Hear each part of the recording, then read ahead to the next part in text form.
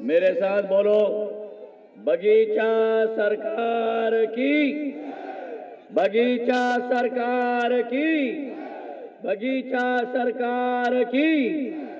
आज हमारे मंच पर आसीन देश के यशस्वी गृह मंत्री मेरे आदरणीय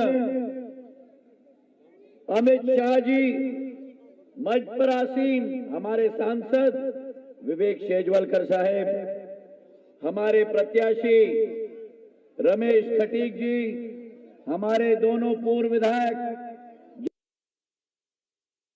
खटीक जी, हमारे ओजस्वी और कर्मठ अध्यक्ष राजू बाथम जी, और मेरे लिए सबसे महत्वपूर्ण मेरी अपनी करेरा की समस्त मेरी प्यारी जनता जिनको मैं प्रणाम करता हूं।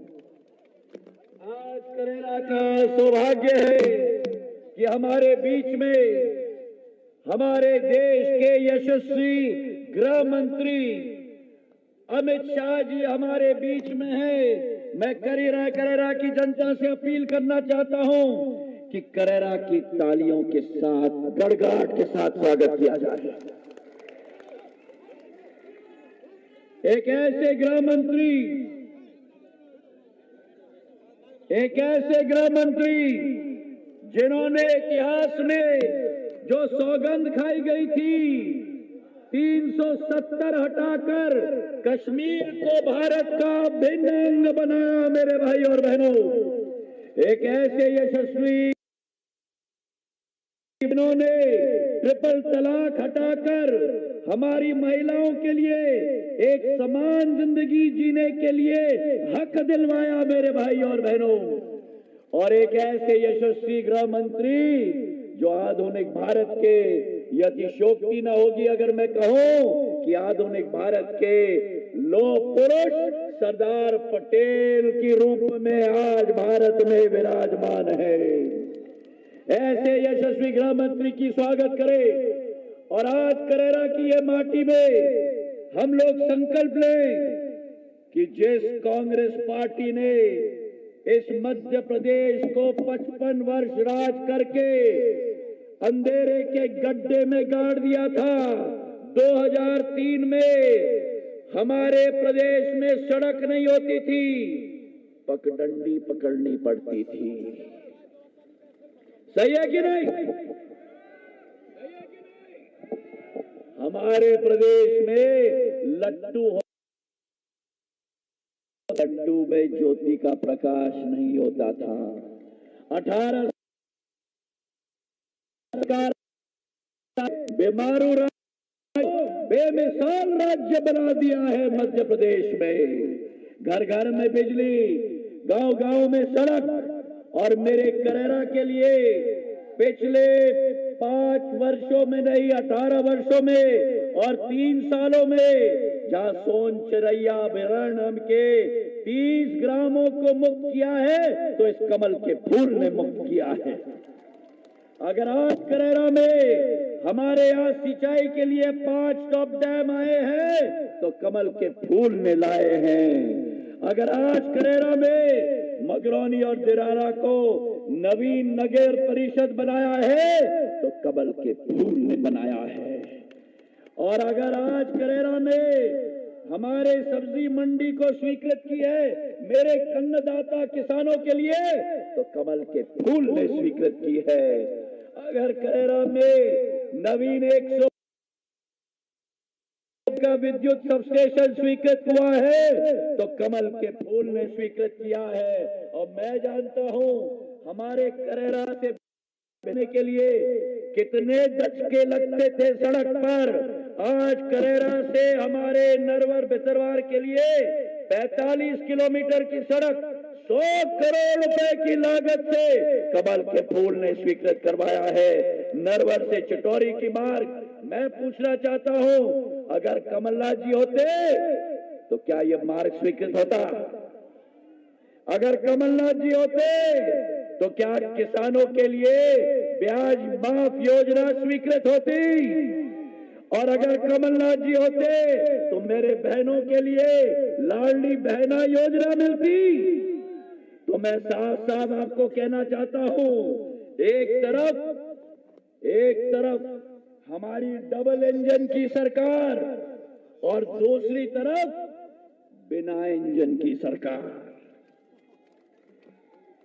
एक तरफ डबल इंजन की सरकार, दूसरे तरफ बिना इंजन की सरकार।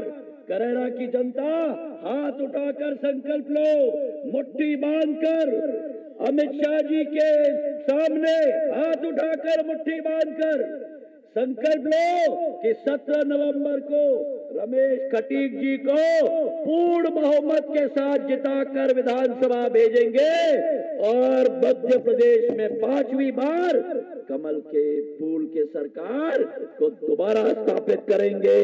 प्रधानमंत्री नरेंद्र मोदी जी के हाथों को मजबूत करेंगे।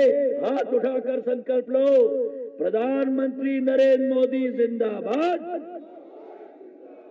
प्रधानमंत्री नरेंद्र मोदी जिंदाबाद, गृह मंत्री अमित शाह जिंदाबाद, गृह मंत्री अमित शाह जिंदाबाद। भारत माता की, भारत माता की। बहुत बहुत धन्यवाद। बहुत बहुत धन्यवाद श्रीमंत महाराज साहब। आपके नेतृत्व के कारण ये क्षेत्र विकसित हुआ है, इसके लिए मैं एक बार हम सब आपका हृदय से स्वागत करते हैं। मैं पूरी विनम्रता के साथ निवेदन करने जा रहा हूं आप सबको संबोधित करने के लिए। भारत के हमारे यशस्वी कर्मठ गृह मंत्री, भारत माता के लाडले सपूत, जिन्होंने धारा 370 हटा करके इस देश को आजाद करने का काम किया। लोकसभा में जब 370 हटाने का बिल माननीय अमित शाह जी ला रहे थे तो कुछ लोग बोल रहे थे कि जम्मू कश्मीर में खून की नदियां बह जाएंगी। उस समय माननीय अमित शाह जी ने कहा था कि एक पत्ता भी नहीं खड़केगा। ऐसे देश के हमारे गौरव माननीय अमित शाह जी से प्रार्थना करूंगा कि आप सबको संबोधित करने की कृपा करें। माननीय अमित शाह जी मेरे साथ दोनों हाथ उठाइए। मध्य प्रदेश में 5वीं बार भाजपा सरकार बनाने के संकल्प की मुट्ठी बीजिए और प्रचंड आवाज से बोलिए, भारत माता की, भारत माता की। भैया टीवी वाले जरा बैठ जाए, मैं पहली बार कर रहा हूं, जरा देखने दो मेरे भाइयों बहनों को। बैठ जाओ जरा, बैठ जाओ यार, मैं यहीं खड़ा रहकर बोलने वाला हूं।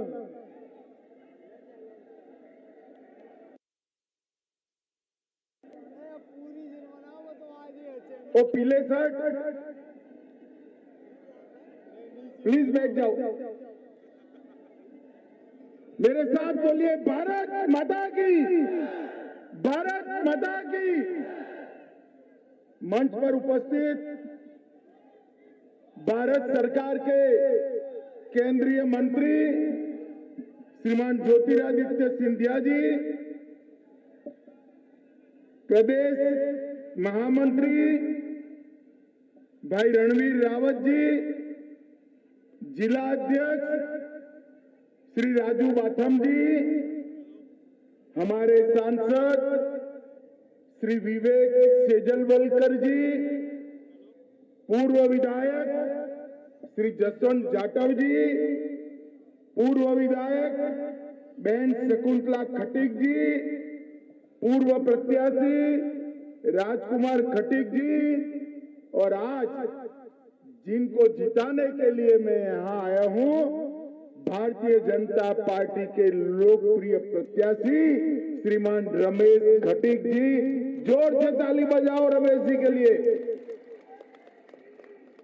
और आज इतनी बड़ी संख्या में आए हुए प्यारे भाइयों बहनों माताओं और मेरे जिगर के टुकड़े जैसे युवा मित्रों, आप सभी को नमस्कार। मित्रों, सबसे पहले बगीचा वाले हनुमान जी, लोढ़ी मैया, राजेश्वर मंदिर और बलारपुर देवी को प्रणाम कर कर मेरी बात की शुरुआत मैं करना चाहता हूं। मित्रों, ये स्थान है जहां महान स्वतंत्र सेनानी तात्या टोपे को यही क्षेत्र के अंदर अंग्रेजों ने फांसी लगाई थी। मगर अंग्रेज मानते थे कि तात्या टोपे को फांसी लगाकर उनके खिलाफ आंदोलन समाप्त हो जाएगा। परंतु 1857 में जो लॉ तात्या टोपे और महारानी लक्ष्मीबाई ने जलाई थी, वो आजादी का एक विस्फोट बनकर निकली और देश को आजादी मिली। आज इस भूमि पर मैं तात्या टोपे को मन से प्रणाम कर कर मेरी बात की शुरुआत करना चाहता हूं। आज आजाद हिंद फौज के कर्नल गुरुबख्श सिंह का भी यहीं से कर्नल गुरुबख्श सिंह गए, उनको भी सम्मान पूर्वक याद कर कर मेरी बात की शुरुआत करना चाहता हूं। मित्रों, आने वाले दिनों में मध्य प्रदेश में चुनाव है। भैया बैठ जाओ, प्लीज बैठ जाओ। ओ काले शर्ट वाले भाई साहब बैठ जाइए भाई, ऐसे नहीं होता है। मध्य प्रदेश में आप भी बैठ जाओ, ग्रीन टोपी, और आप भी बैठ जाइए, सेट करके बैठ जाओ जरा। मध्य प्रदेश में आने वाले दिनों में करेरा के मेरे भाइयों बहनों को एक वोट देना। वोट देते वक्त ऐसा मत सोचिएगा कि आप रमेश खटीक को प्रत्याशी को विधायक बनाने के लिए वोट दें, ऐसा मत सोचिए। आप किसी को मुख्यमंत्री बनाने के लिए, भाजपा सरकार बनाने के लिए वोट दे रहे हैं, ये मत देखना। आप वोट देते वक्त ये देखना कि बीमारू राज्य में से बेमिसाल राज्य जिसने बनाया, वो डबल इंजन सरकार को चालू रखने के लिए वोट। आपका एक वोट ये सुनिश्चित करेगा कि अगले 5 साल में मध्य प्रदेश में कांग्रेस की सरकार होगी या भाजपा। एक और कांग्रेस की सरकार जिसने कई सालों तक अंधेरे में रखा मध्य प्रदेश को बीमारू राज्य बनाया, और दूसरी ओर भारतीय जनता पार्टी की सरकार जिसने 18 साल में किसान, दलित, पिछड़ा, आदिवासी, महिला, युवा, हरेक के कल्याण के लिए काम किया है। मुझे बताओ माताओं, भाइयों, बहनों, 18 साल हो गए, सबको याद नहीं होगा। 18 साल पहले बंटा धार की सरकार थी, तब हर गांव में बिजली आती थी क्या? रोडों की स्थिति ऐसी थी क्या? सिंचाई की व्यवस्था हुई थी क्या? एक कांग्रेस पार्टी ने जब जब शासन मिला अपने घर भरने का काम किया, और भारतीय जनता पार्टी ने विकास करने का काम। मैं आज यहां से कमलनाथ को कहने आया हूं, जरा भी हिम्मत है तो मेरी बातों का जवाब देना। आप जब 2002 में मध्य प्रदेश छोड़कर गए, तब मध्य प्रदेश में बजट की साइज सिर्फ 23,000 करोड़ थी। आज 2023 में भाजपा के 18 साल में 3,14,000 करोड़ रुपए का बजट विकास का बना है। माताओं, भाइयों, बहनों, एससी, एसटी और ओबीसी के लिए 1,000 करोड़ का बजट कांग्रेस का था। कितने रुपयों का था? जोर से बोलो, कितने का? 1,000 करोड़ के बजट को हमने बढ़ाकर 64,000 करोड़ रुपया तक ले जाने का काम ये भारतीय जनता पार्टी ने किया है। उद्योगों की बात करें तो साल में सिर्फ 4,000 एमएसएमई रजिस्ट्रेशन होते थे। आज 4,000 की जगह 3,62,000 एमएसएमई बनते हैं। सड़क सिर्फ 60,000 किलोमीटर थी, आज 18 साल के शासन के बाद 60,000 से बढ़कर 5,10,000 किलोमीटर सड़क मध्य प्रदेश में बनी है। एमएसपी पर गेहूं की खरीदी सिर्फ 4.5 लाख टन बंटाधार करते थे, 4.5 लाख टन से बढ़ाकर हमारे शिवराज जी ने 71 लाख मैट्रिक टन गेहूं एमएसपी पर खरीदने का काम किया है। और मेडिकल सीटें 620 थी, इसको 4,000 तक बढ़ाया। आईआईटी 150 से आज 1,000 आईआईटी है। और पर्यटक मध्य प्रदेश में 64 लाख आते थे, अब देश भर से 9 करोड़ पर्यटक मध्य प्रदेश में आते हैं। ये पूरा परिवर्तन भारतीय जनता पार्टी की सरकार ने किया। चाहे दलित हो, चाहे किसान हो, चाहे पिछड़ा समाज हो, या चाहे लाडली लक्ष्मी प्राप्त करने वाली मेरी मध्य प्रदेश की बहनें हो, सबके कल्याण के लिए भारतीय जनता पार्टी की सरकार ने काम किया। मित्रों, एक कांग्रेस पार्टी की स्थिति ऐसी है, आज आंबेडकर जी का फोटो लगाकर घूमते हैं। आंबेडकर जी का जीवन भर अपमान अगर किसी एक पार्टी ने किया है तो एक कांग्रेस पार्टी ने किया है। उन्होंने आंबेडकर जी को जब तक उनकी सरकारें रही भारत रत्न नहीं देने दिया। आंबेडकर जी को संसद में न आए इसके लिए हमेशा षड्यंत्र किया। और भारतीय जनता पार्टी ने मऊ में शिक्षा भूमि बनाया, लंदन में जहां ठहरे थे वहां स्मारक बनाया, नागपुर में दीक्षा भूमि बनाया, दिल्ली में महापरिनिर्वाण स्थल बनाया और मुंबई में चैत्य भूमि बनाने का काम ये भारतीय जनता पार्टी ने किया। Doctor Ambedkar international study centre की स्थापना भारतीय जनता पार्टी के नेता और हमारे प्रिय प्रधानमंत्री नरेंद्र मोदी जी ने किया। अलीपुर में भी स्मारक बनाने का काम भारतीय जनता पार्टी ने किया। और हमें जब मौका मिला तब दलित घर के गरीब बेटे रामनाथ कोविंद को राष्ट्रपति बनाने का काम भी भारतीय जनता पार्टी ने किया। और इसका परिणाम देखिए, देश भर में सबसे ज्यादा एससी विधायक और एससी सांसद अगर किसी एक पार्टी के हैं तो हमारे भारतीय जनता पार्टी के। माताओं, भाइयों, बहनों, 2014 के बजट में 1100 करोड़ रुपया दलितों के कल्याण के लिए था। हमने 6,000 करोड़ किया।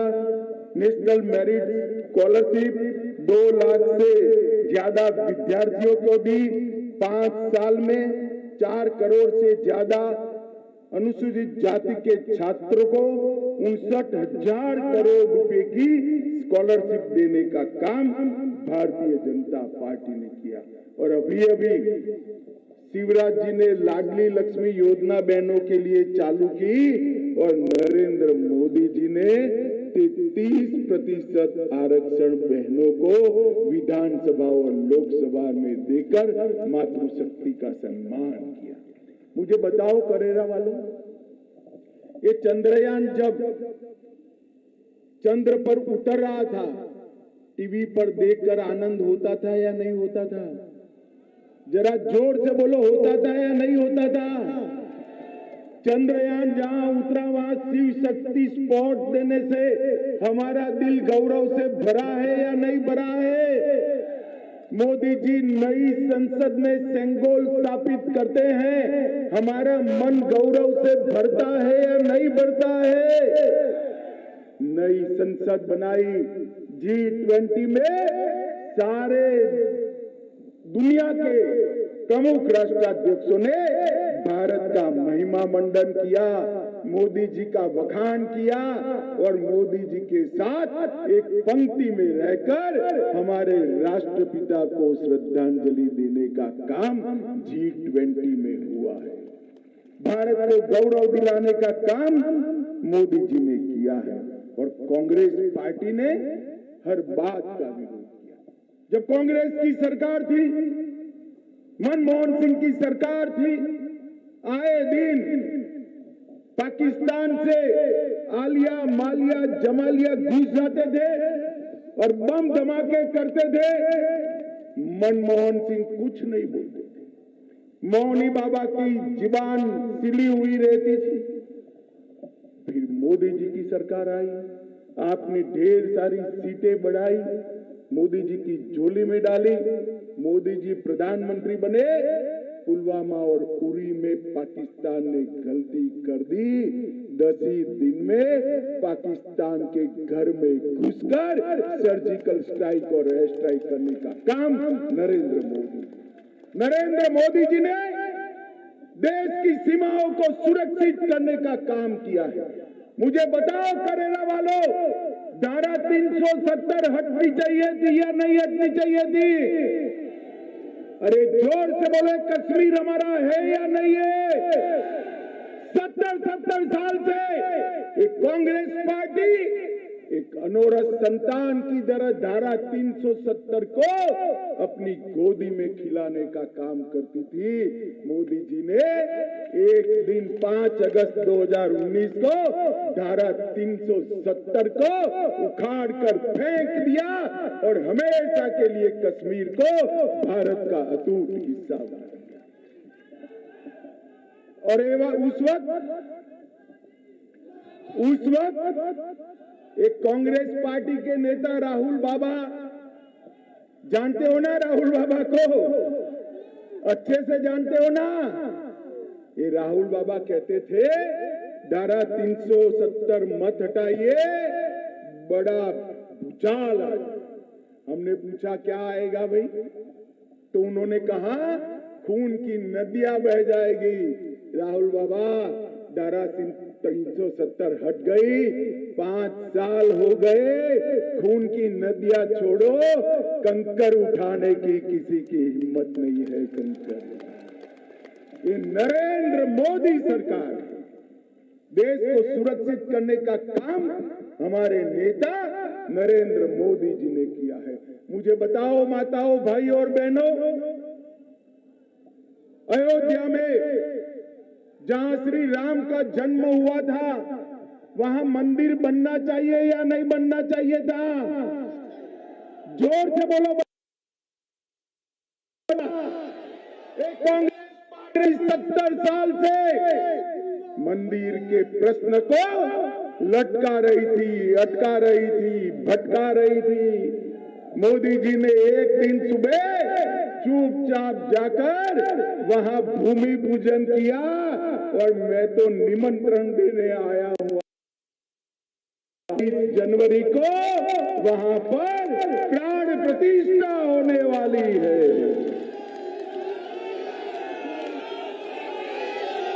भाइयों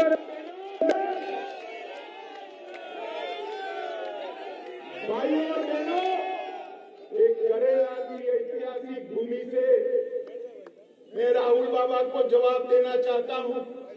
2019 में मैं पार्टी का अध्यक्ष था।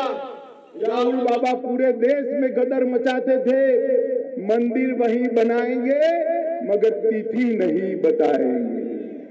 अब राहुल बाबा कान खोलकर तिथि सुन लो।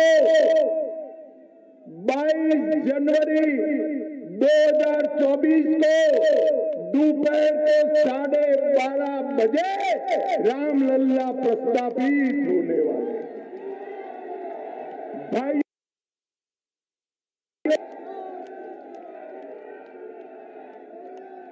भाई और बहनों, सिर्फ अयोध्या मंदिर नहीं, उज्जैन में महाकाल लोक बना, काशी विश्वनाथ का कॉरिडोर बना, सोमनाथ का मंदिर सोने का बन रहा है और इसके साथ साथ बद्रीनाथ और केदारनाथ की भी पुनरुद्धार करने का काम हमारे नेता नरेंद्र मोदी जी ने किया।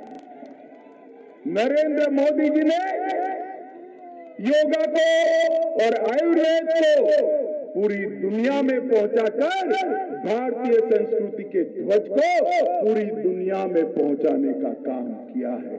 माताओं, भाई और बहनों,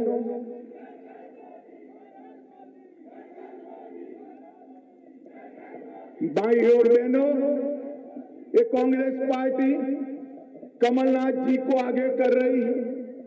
मैं आज यहां कहना आ रहा हूं, कमलनाथ 1.5 साल आ गए किया,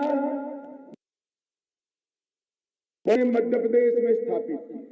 आप बोलोगे कि नहीं किए, ऐसा नहीं है भाई, कुछ तो उन्होंने किया है।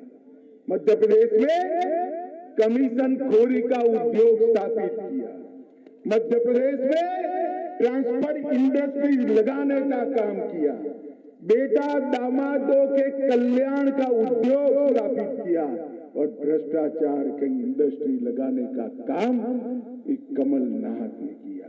मित्रों, शिवराज जी ने चालू की हुई 51 से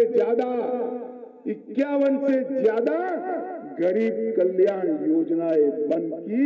मुझे मालूम है कमलनाथ आने वाले नहीं है, मगर भगवान न करे कमलनाथ आ गया तो लाडली बहना भी बंद हो जाएगी और किसानों को 12,000 रुपया मिलना भी बंद हो जाएगा। मुझे बताओ, कमलनाथ जी को लाना चाहिए क्या? लाना चाहिए क्या? 350 करोड़ का मेजर बोयर घोटाला किया, 2400 करोड़ का अगस्ता वेस्टलैंड में नाम आया, 600 करोड़ का इफ्को का घोटाला किया और 25,000 करोड़ की कर्ज माफी का घोटाला एक कमलनाथ ने किया। कमलनाथ, इतनी आयु हो गई, अभी पेट भरा नहीं है क्या? अब क्या करना है भाई? इस बार मध्य प्रदेश वाले आपकी सुनने वाले नहीं है। कांग्रेस पार्टी 4C फॉर्मूला पर चलती है। C for corruption, C for commission, C for communal दंगे और C फॉर क्रिमिनलों की पॉलिटिक्स। ये 4C से निकलकर विकास की धारा में मध्य प्रदेश को लाने के लिए भारतीय जनता पार्टी को वोट देना बहुत जरूरी है। मित्रों, जब कांग्रेस की सरकार थी 10 साल तक, तब उन्होंने 2 लाख करोड़ रुपया मध्य प्रदेश को भेजा था। कितना भेजा था भाई? 2 लाख करोड़। कितना? और मोदी जी ने ये 9 साल के अंदर 7,25,000 करोड़ रुपया मध्य प्रदेश को सिर्फ ग्रांटिंग एड एंड डिवेल्यूशन। इसके साथ साथ रोड, रेलवे, एविएशन और इंस्टीट्यूशन का मिलकर और 8 लाख करोड़ रुपया भेजा है। कुल मिलाकर सभी योजनाओं को मिला दे तो 10 साल में 20 लाख करोड़ रुपया मध्य प्रदेश की जनता को भेजने का काम नरेंद्र मोदी जी ने किया है। माताओं, भाइयों, बहनों, ये कांग्रेस और गरीब कल्याण, इनका कोई लेन देन नहीं। नरेंद्र मोदी जी ने 9 साल में देश के 60 करोड़ गरीबों को सम्मान दिलाने का काम किया है। खाली मध्य प्रदेश में 93 लाख से अधिक किसानों को हर साल हमारी डबल इंजन सरकार 12,000 रुपया इनके बैंक अकाउंट में डालती है। 63 लाख गरीबों के घर में नल से जल पहुंचाया। 3 करोड़ 70 लाख गरीबों को हमने आयुष्मान भारत के माध्यम से 5 लाख तक का स्वास्थ्य का पूरा खर्चा माफ कर दिया। 80 लाख शौचालय बनाकर माताओं बहनों का सम्मान किया। 5 करोड़ से ज्यादा गरीबों को प्रति व्यक्ति प्रति माह 5 किलो अनाज मुफ्त में देने का काम किया। 82 लाख बहनों को उज्ज्वला के गैस के सिलेंडर दिए। 36 लाख से ज्यादा गरीबों को घर दिया। और मुझे बताना करेगा वालों मन से, सबका दोनों कोरोना का टीका लग गया है या नहीं लग गया है भाई? अरे हाथ तो ऊपर करो, लग गया है या नहीं लग गया है? 25 पैसा भी देना पड़ा है क्या? अरे देना पड़ा है क्या? ऊपर से कॉफी पिलाई या नहीं पिलाई? कॉफी पिलाकर कोरोना का टीका देकर इसका सर्टिफिकेट आपके मोबाइल पर भेजकर मोदी जी ने पूरे देश को कोरोना से सुरक्षित करने का काम नरेंद्र मोदी जी ने किया है। माताओं, भाइयों, बहनों, एक कांग्रेस पार्टी राहुल बाबा उस वक्त भी कहते थे ये टीका मत लीजियो, ये तो मोदी टीका है, कुछ हो जाएगा। मगर राहुल बाबा की किसी ने सुनी नहीं, सब लगाने लगे। तो एक दिन अंधेरे में जाकर उन्होंने भी बाद में टीका लगा दिया। इस तरह के लोग हैं, कोरोना जैसी महामारी में भी राजनीति करते हैं। माताओं, भाइयों, बहनों, मैं आपके सामने मन से अपील करना आया हूं। आप जब फैसला करें मध्य प्रदेश के युवा के लिए, दलित के लिए, पिछड़े के लिए, आदिवासी के लिए, मध्य प्रदेश की माताओं बहनों के लिए फैसला करिए। आप जब फैसला करें तो देश को दुनिया में सर्वोच्च स्थान पर मोदी जी के साथ बिठाने के लिए फैसला करें। मुझे बताओ भाइयों बहनों, 2024 में मोदी जी को फिर से प्रधानमंत्री बनाओगे? अरे जोर से बोलो, बनाओगे? मध्य प्रदेश में भाजपा सरकार बनाएंगे? भाई रमेश खटीक को एमएलए बनाओगे? कमल के निशान पर बटन दबाओगे? तो मेरे साथ दोनों हाथ उठाइए, उठाइए दोनों हाथ और कमलनाथ के कान तक पहुंचे ऐसे प्रचंडवाद से बोलिए, भारत माता की, भारत माता की, भारत माता की, वंदे वंदे वंदे। करेरा वालों का हृदय से बहुत बहुत धन्यवाद और साधुवाद। आप सबको शुभकामनाएं।